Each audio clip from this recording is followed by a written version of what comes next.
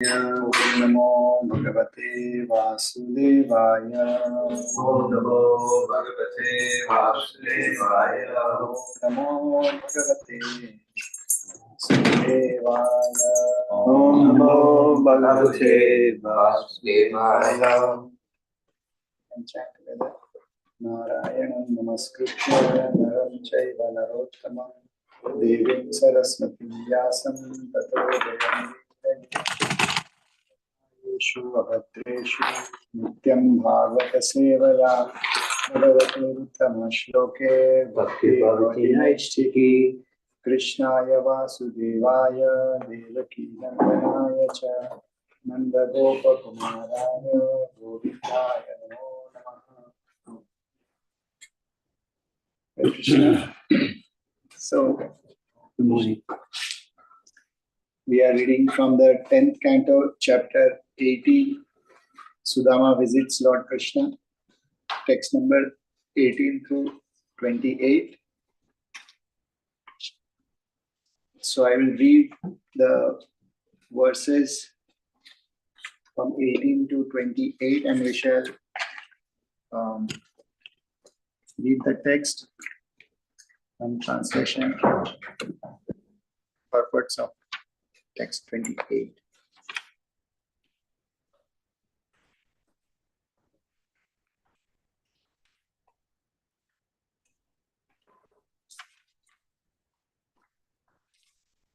Text 28. Shri Bhagavan Uvacha Api Brahman Guru Kulat Bhavata Labdha Dakshina Samavruttena Dharmagnya Bharyodha Sadrishinava. Translation and purport by His Divine Grace A.C. Bhaktivedanta Swami Prabhupada. The Supreme Lord said, "My dear Brahmana, you know well the ways of dharma. After you offered the gift of remuneration to our Guru and returned home from his school, did you marry a compatible wife or not?" Purport. Among civilized human beings, the question of ashram or spiritual order is significant. In other words, every human being must execute prescribed duties as a celibate student, a married man or woman, a retired person, or a renunciate. Since Lord Krishna could see that the Brahmana was poorly dressed, he inquired if his friend had been properly married and was executing the duties of household life. Since he was not dressed as a renunciate, he would be with a suitable ashram. He would be without a suitable ashram unless he were properly married. So I'll just read text 18 to 28 once again. At that time, Lord Achyuta was seated in his consort's bed. Spotting the Brahmana at some distance, the Lord immediately stood up, went forward to meet him, and with great pleasure embraced him. The lotus-eyed Supreme Lord felt intense ecstasy upon touching the body of his dear friend, the wise Brahmana, and thus he shed tears of love. Lord Krishna seated his friend Sudama upon the bed. Then the Lord, who purifies the whole world, personally offered him various tokens of respect and washed his feet, O king, after which he sprinkled the water on his own head.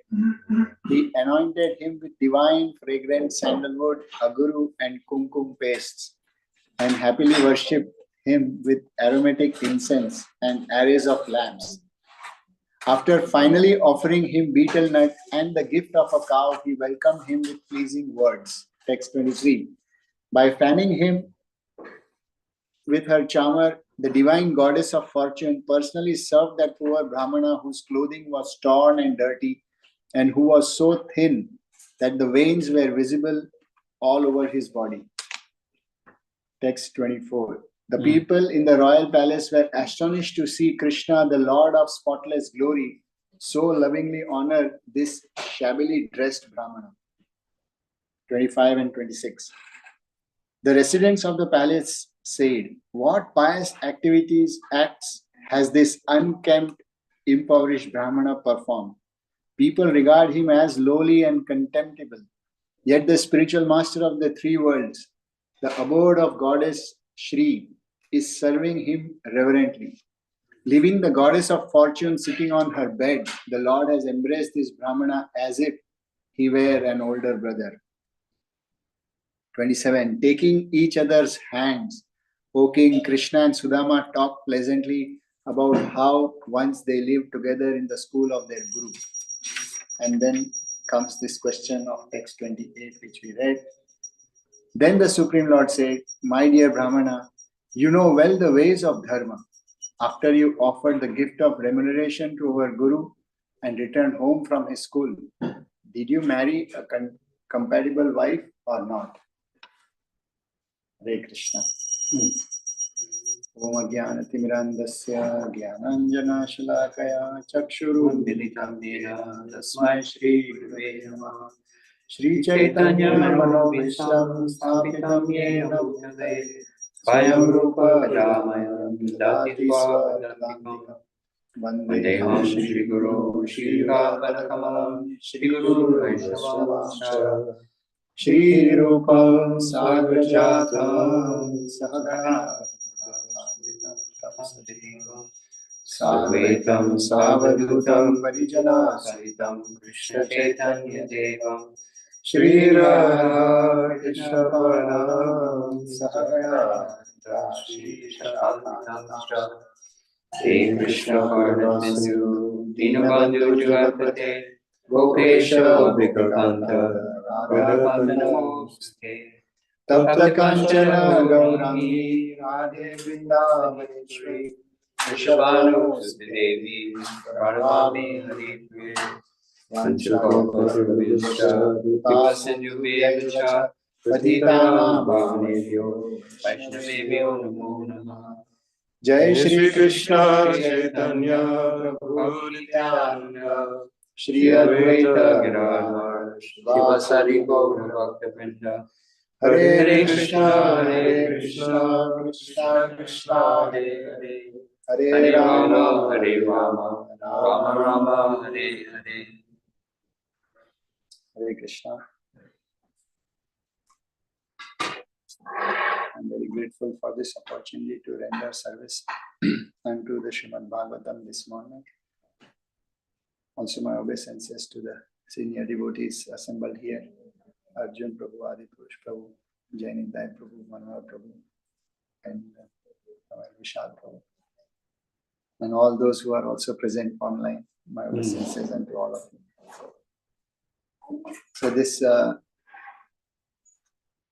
story of Krishna and Sudama is a very unique story in the sense that Krishna has performed many leelas with his cowherd boys in his childhood in Vrindavan.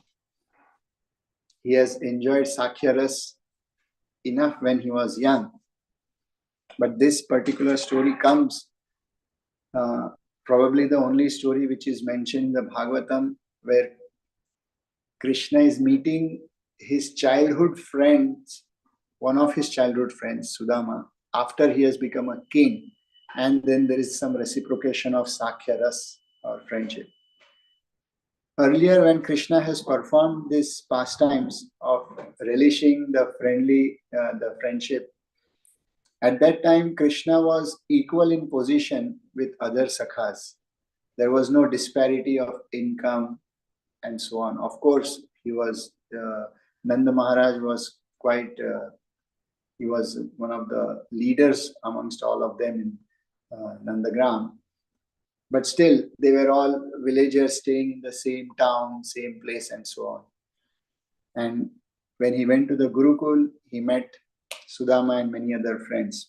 So this particular pastime, where he is meeting a childhood friend in a very different setting. It is no longer a village or a small town. It's not an informal place. It's in a palace. After Krishna has become the king of Dwarka, he has already established 16,108 palaces for each queen. And he has been recognized amongst so many kings during that time, that Krishna is an extraordinary person. It's also very important to know that when Dwarka was established, it was established in the sea. So it was a feat of architecture. And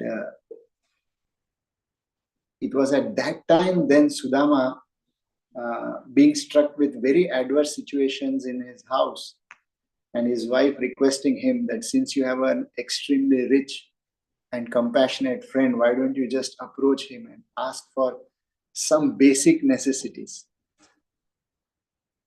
And it's a very practical experience which I have also experienced in life, that when a person becomes extraordinary rich, someone who has been your childhood friends, it's very difficult to share those same emotions once the positions are changed.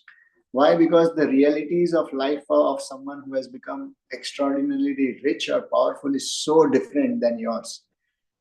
You are confined to ordinary things and just some few things on day-to-day issues within the small town with 5 or 6 relationships, and then you have a friend who is now in a very political position of power and influence and meeting the who's and who's of the society. So it becomes very difficult to relish those emotions from either of the parties.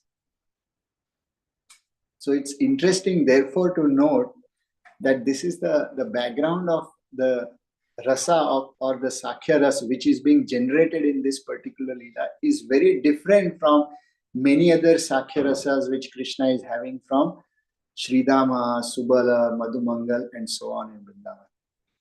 And that is why there is a very special mention of the chapter on Sudama meeting Krishna. We do not have chapters of Krishna having his relationships with Madhumangal and Sridama and Subal and so on. So that's just an interesting thing to note. We also see here the same story is mentioned differently in different Puranas, and also the locals in Dwarka, they have a slightly different version of this take, especially if you go to the village of Sudama, where when he returned back and he saw that there was a palace at his place. So there are some small different stories. I'll share them in brief. So the Srimad Bhagavatam says that on the instruction of his wife, on the request of his wife rather, Sudama went and tried to meet Krishna.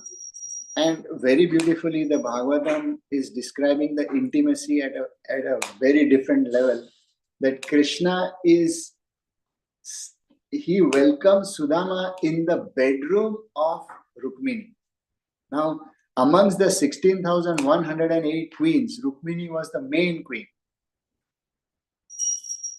So, I don't think so in our lives that how much ever we are intimate with some friend, we generally, if we are going to meet them after many years, at that first instance, you don't take them and have them seated in the bedroom. It requires a different level of comfort and intimacy, which has sustained through several years. Most of the time, even the most intimate affairs of love, which would be probably in your school or college days, they also diminish with the passage of time.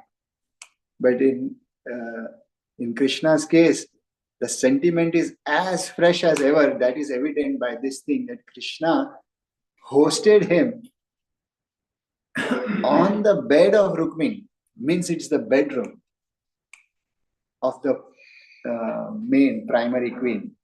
So that's very interesting, where it is explained how Krishna personally washed the feet of Sudama and also took the water on his head. So this also signifies how at this stage Krishna is, although he's showing an affection of love for his friend, he's also trying to honor the respective positions. That okay, I may be a king, I may be a rich person, but because you are a satisfied Brahmana, dedicated to knowledge and simplicity. Therefore, it is my duty, it is our duty as Vaishyas or other classes to serve the Brahmanas. So, although there is so much love, the actions of Krishna, the emotions are full of love, but the actions are in order of the society, the civic society at that time. So that's very significant here. And he also offers scent, aguru, betel nut, leaves, and so on. We do see the mention of betel leaves and betel nut very frequently because it signifies prosperity and so on. In fact, betel leaf is used as the auspicious seed for various things which are offered in yagyas. And it is also one of the last offerings we offer to Krishna in the night in many temples.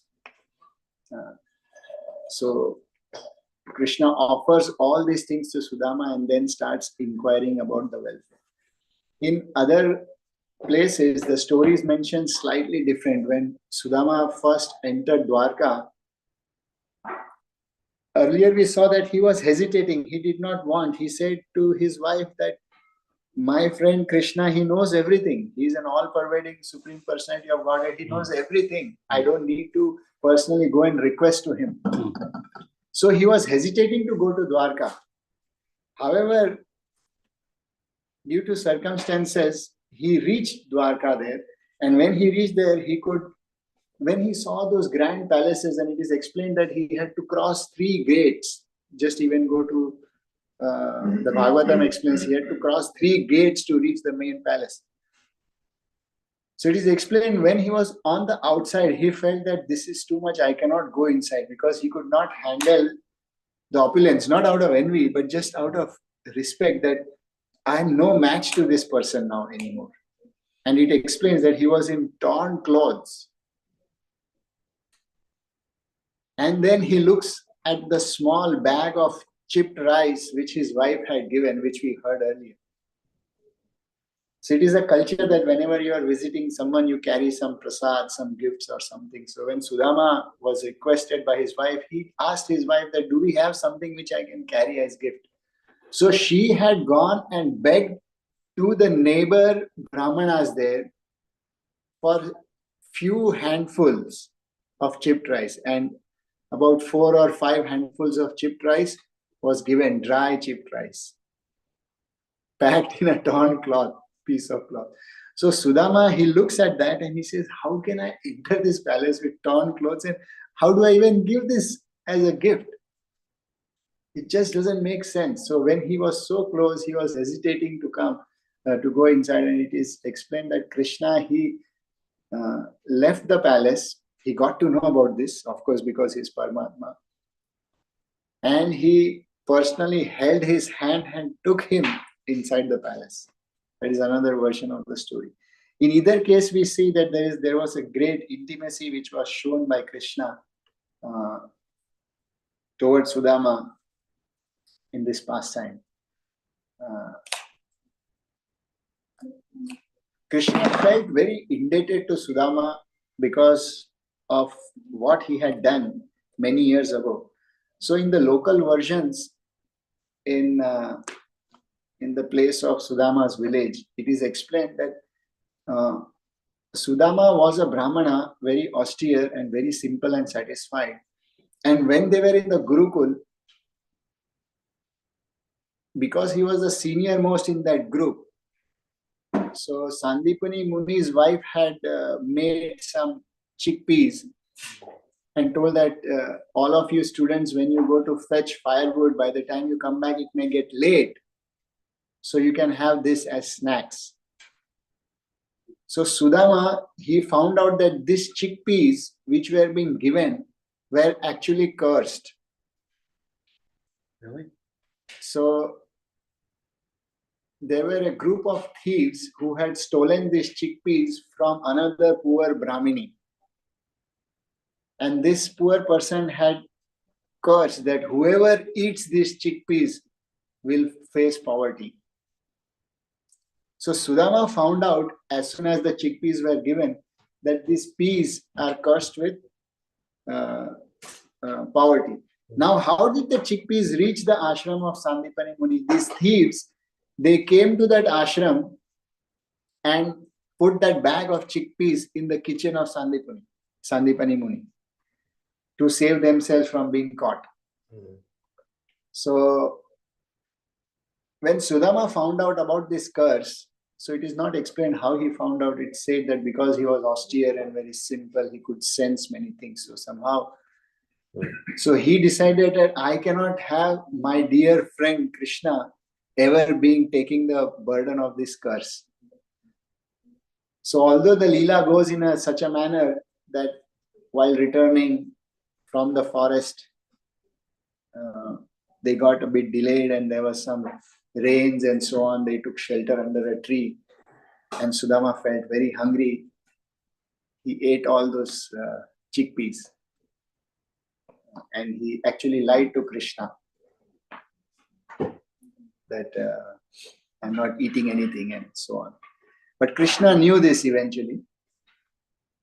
And therefore, he felt very obliged that I must do something for this friend of mine. So as soon as such a situation came that Sudama had to come to Dwarka, he took this opportunity to return back the favor in a very transcendental way. So these are some nice context to this story which is being built. But what we beautifully see here is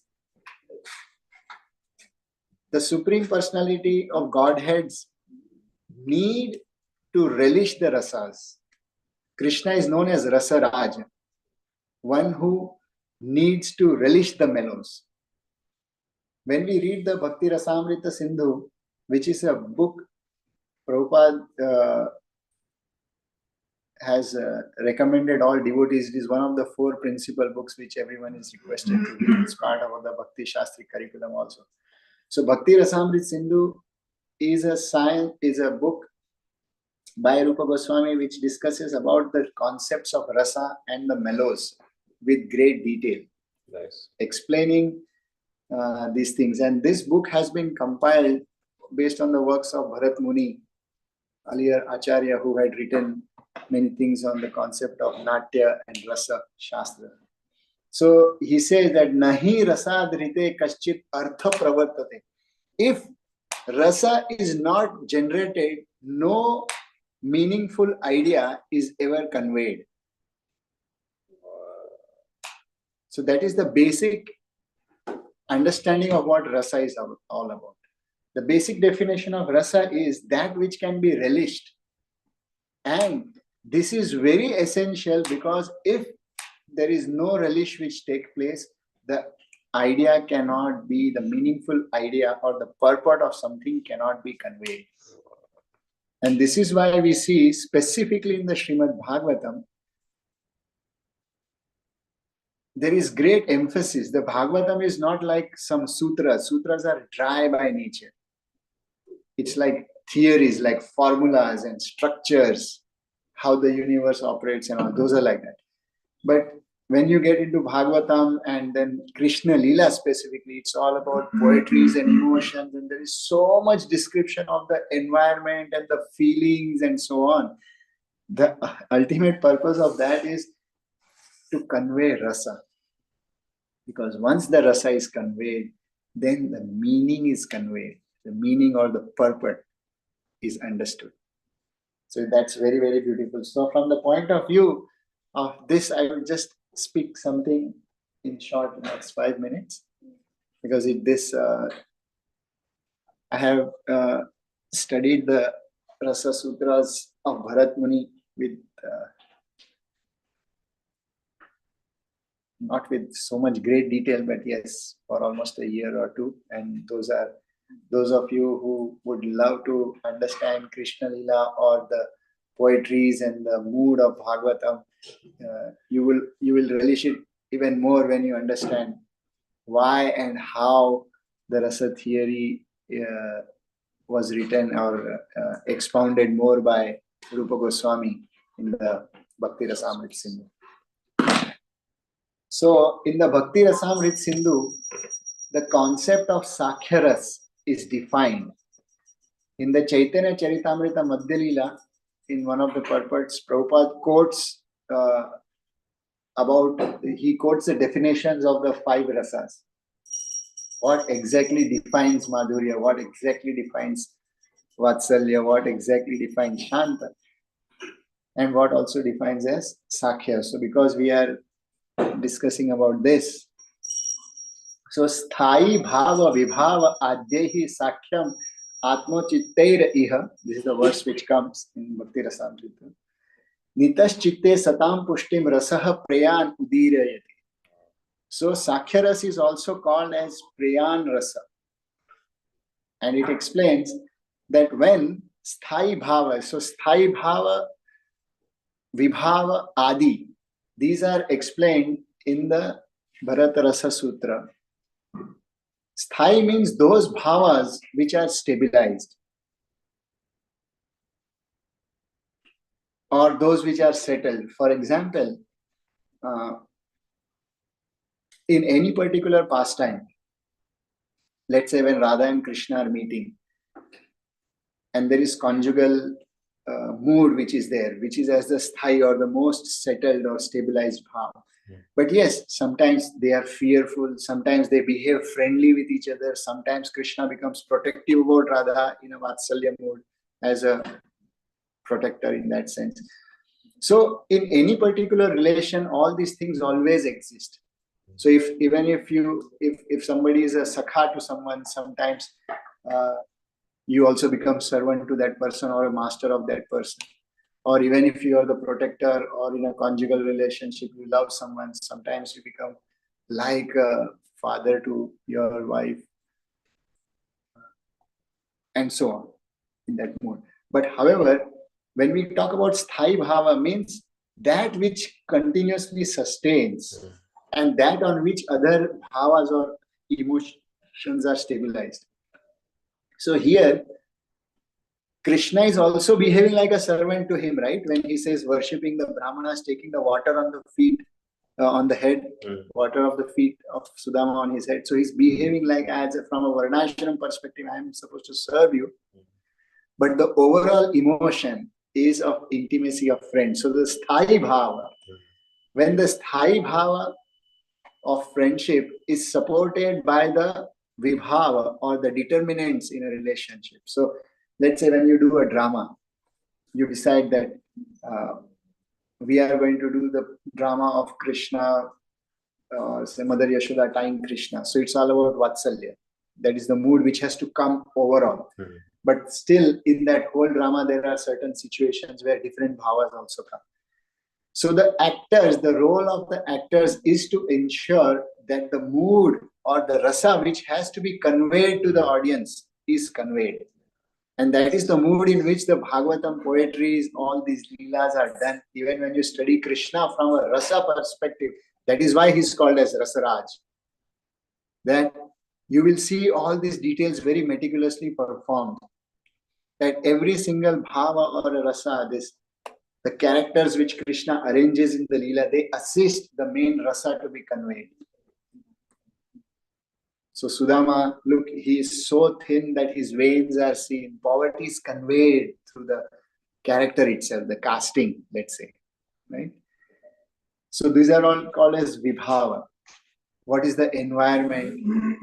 Or when Radha and Krishna, when they meet, so they are the vibhavas in that. Then you see that a cool breeze was flowing, the Yamuna water, the moonlight in the midnight. So all these descriptions are nothing but an effort to enhance or convey rasa in the mind of the reader. So a poet or the writer, or here the Supreme Personality of Godhead, who wants to convey a message, he has an understanding that no, I'm going to convey Sakhya Rasa here.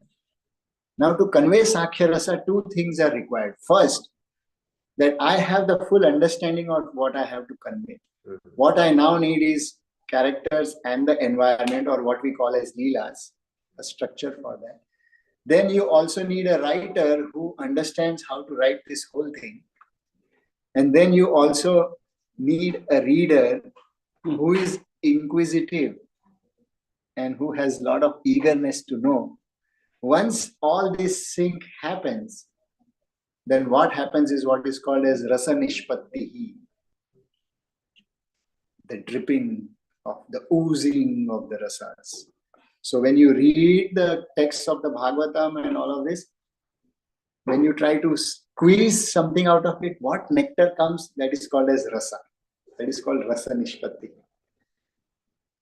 So when the Sthai Bhava Vivaha Adyahi Sakhyam Atma Chittair Iha, when these things are conveyed in the sense where friendliness gets exalted and one gets attracted to them.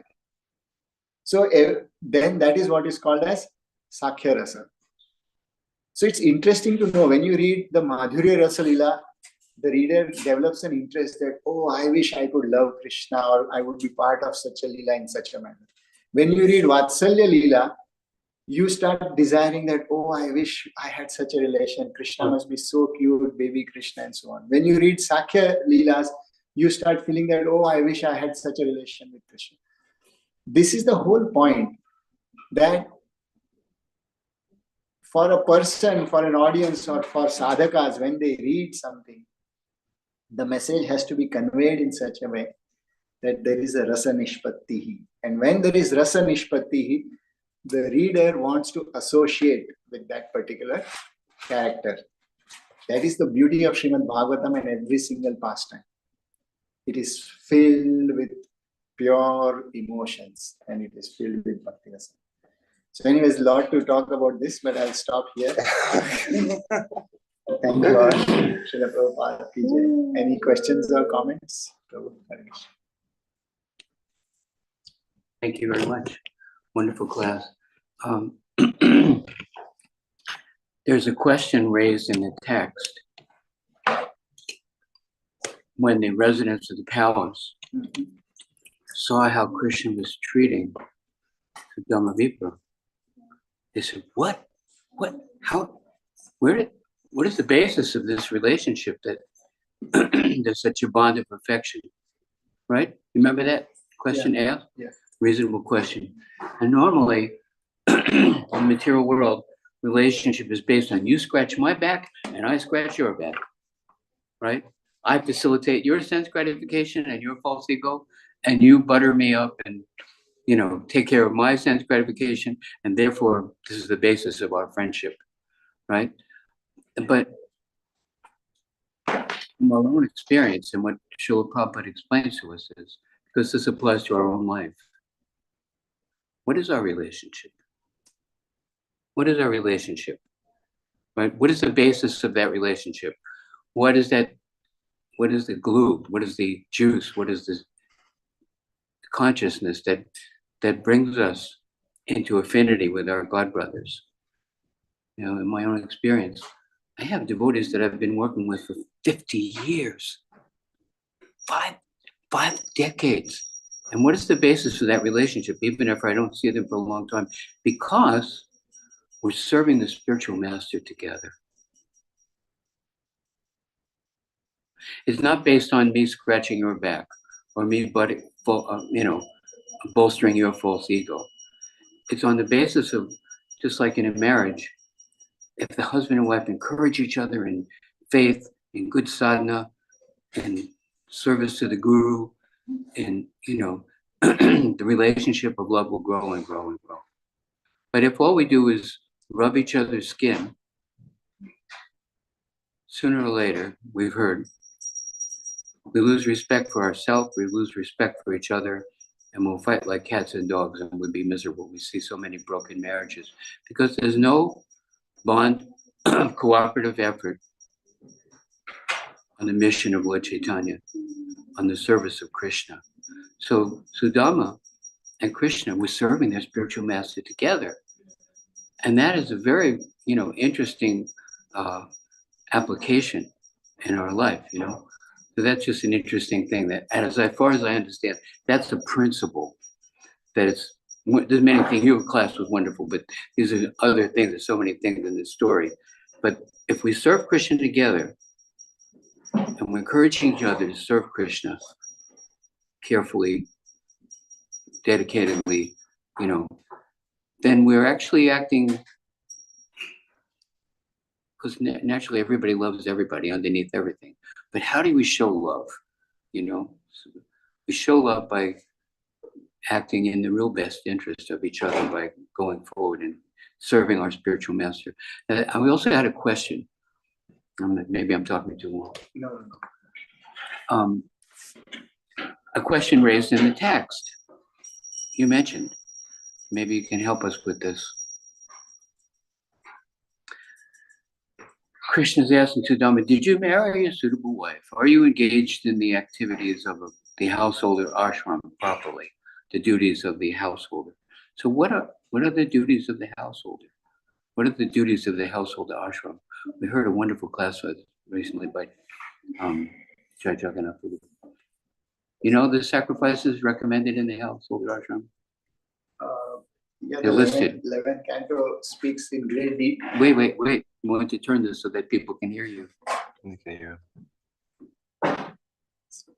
So the 11th canto speaks in great detail in the discussion of with Krishna and Uddhav about all the different ashramas. But in principle, and of course, there are a lot of details in that subject matter. But the idea of a grihastha ashram is in the journey of life, one needs some support. The world is designed in such a manner that one has to be in either of the ashrams. So the basic duty is staying together, helping each other grow, to perfect our human form of life. Specifically in the case of Sudama, it was seen that he was already poor when he was in the Gurukul, that's fine. But it was expected that when you are a grihastha, you should earn some money, have some sense of basic prosperity. And therefore Krishna asked that it seemed that as if he has no family because he was so poor. And then probably he does not have a proper occupation and so on. So that was his level of poverty. And that's why he asks him this question, that have you suitably married and so on. So to give an idea that once a person gets married, he becomes more conscious that he has to sustain himself. He gets into dhana arjan, or acquisition of wealth, savings and so on. So in that, a sense of prosperity is then seen, which was not seen. He was just seen as just an independent brahmana, as a boy, and that's why this question comes. In this class that I heard by Jai Jagannath, brilliant. I mean, Shastric and very interesting in detail, that there are duties of the householder ashram. Of course, everybody has to maintain themselves, like you said, but the duties that he mentioned, the householder ashram is meant to bring children into the world. That's a duty for the sake of uplifting society and raise those children to be contributing to the society in a brahminical way. That's a duty, to be, the children are giving an example of good character, serving Krishna. Then another duty of the ashram is to give charity.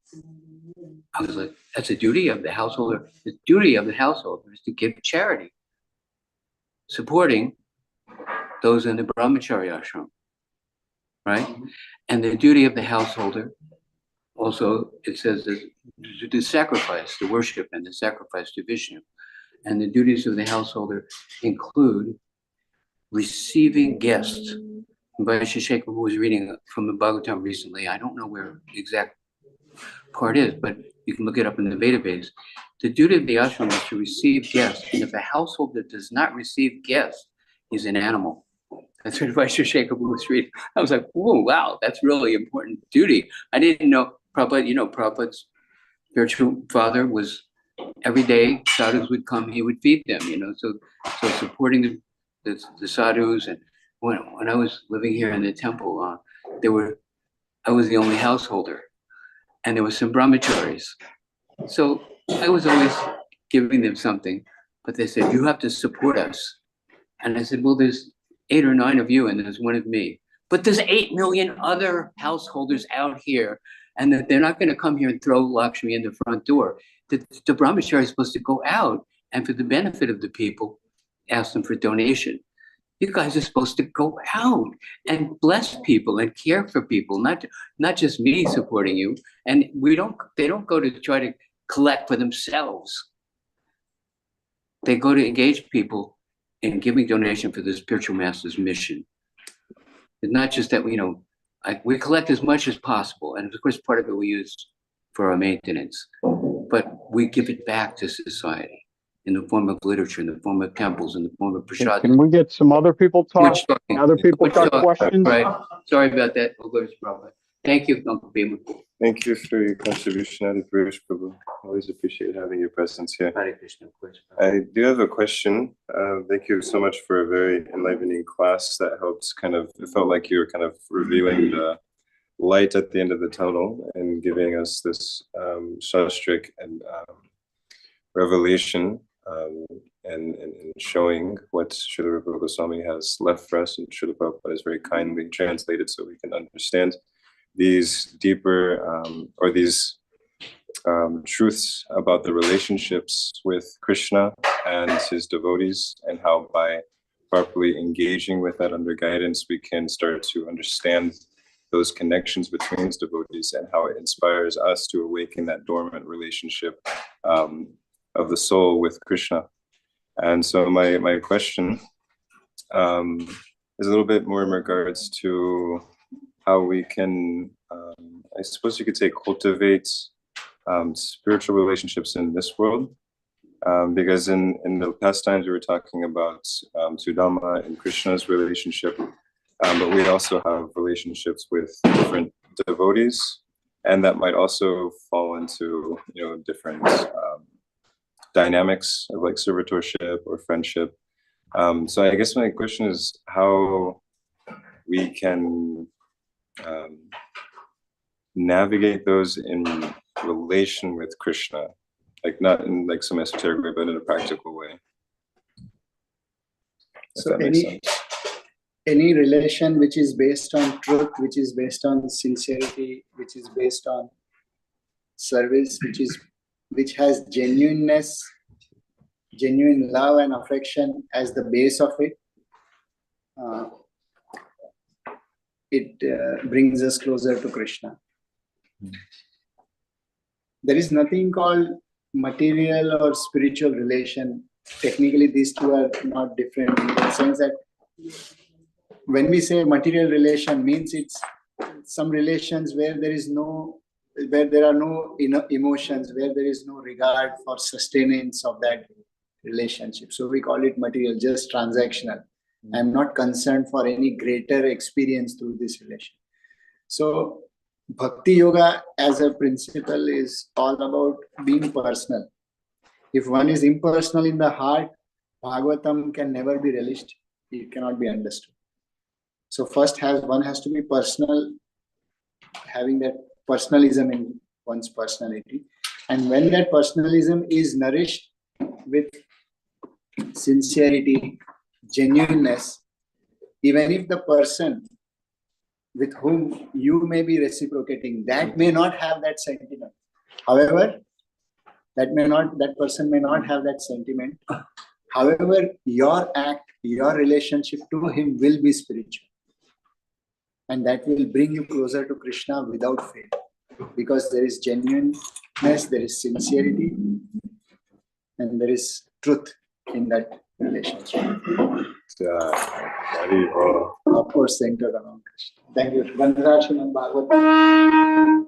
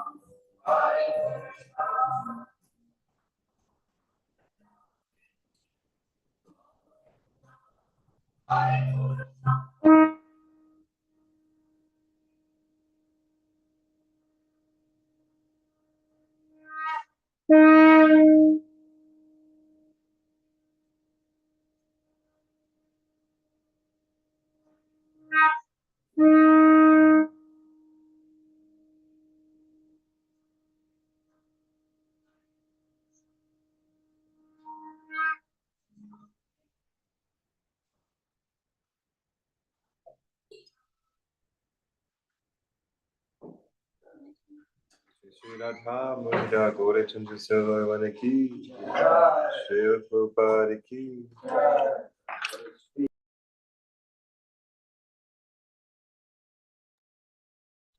Hare Krishna, welcome.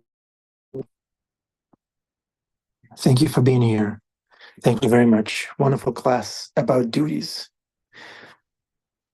Just a little reflection on the topic of duties. When we as devotees meditate on duties, we always meditate on our duties, not the duties of our others in relation to us. When we read about duties, we apply it inwardly, not outwardly. This person is supposed to do that in regards to me. That person is supposed to do that in regards to me. When we read duty, we see how does that apply to me in my situation? What's my duty? Hare Krishna. Would anyone like to speak? Bhima Prabhu?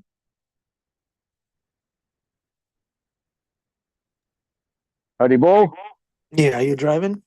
No, I'm actually coming on Sunday, Prabhu. I don't know if it keeps delaying, but definitely tomorrow. Cool. Anyways, what I was going to mention is Prabhu still there? No, Prabhu is Oh, okay. chanting in the temple. Okay. We're here.